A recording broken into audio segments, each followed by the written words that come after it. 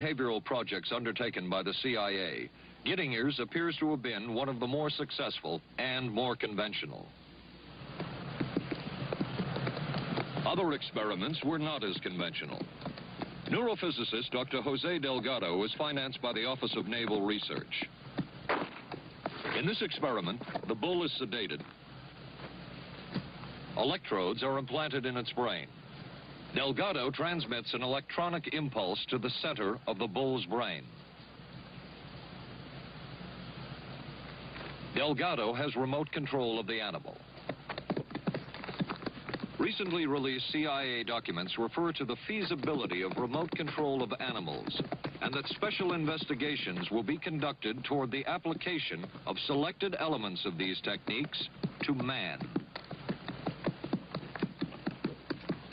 Other areas were examined through the 60s and 70s. Brain surgery, psychosurgery, creation of amnesia, parapsychology, manipulation of genes.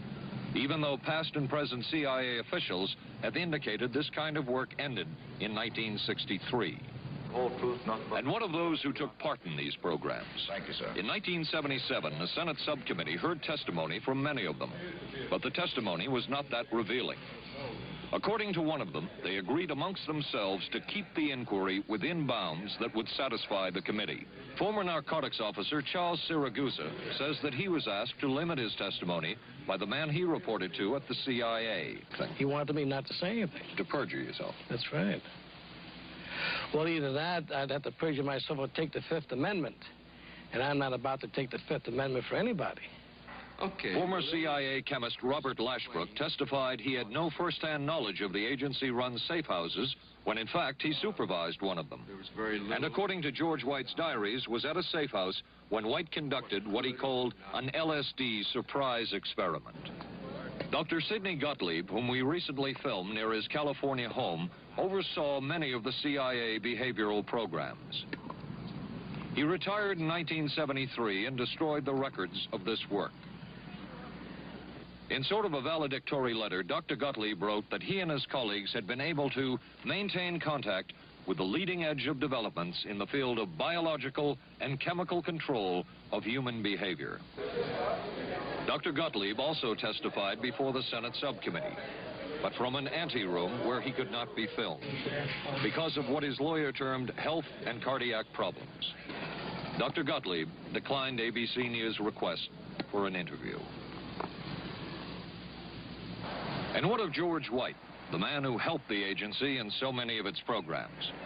He would retire here to Stinson Beach, California. And shortly before his death, he wrote to his boss at the CIA, Dr. Sidney Gottlieb, and summed up his career by saying, "It was fun, fun, fun. Where else could a red-blooded American boy lie, kill, and cheat, steal, deceive, rape, and pillage with the sanction and blessing of the All-Highest?" Has mind control been achieved? From all of the available evidence, it appears doubtful. The human will has prevailed up to this point. But as we have seen, work is continuing in this field, work that we still don't know very much about. How deeply are the Russians and other dictatorships into all of this? We really can't say, and the CIA is reluctant to give out information about it. But the basic question remains, what place does all of this have within a democracy? One final point should be made. As one of the persons who worked on these programs told us, we are very capable, conscientious, and very dedicated scientists working for our country. Their work speaks for itself.